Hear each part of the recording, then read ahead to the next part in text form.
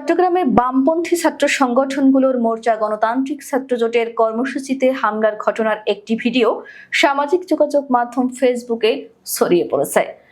ভিডিওতে এক নারী সহ দুজনকে পেছন থেকে এক ব্যক্তিকে লাথি মারতে দেখা যায়।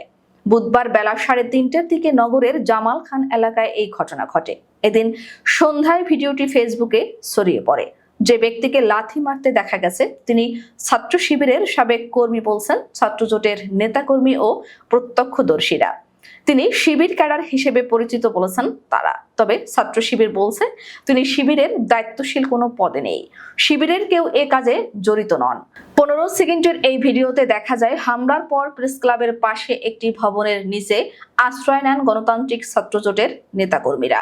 সেখানে একজন পুলিশ সদস্যকেও দেখা গেছে। ওই ব্যক্তি পুলিশের চোখ এড়িয়ে নেতাকর্মীদের পেছনে যান। সেখানে দাঁড়িয়ে হঠাৎ একজন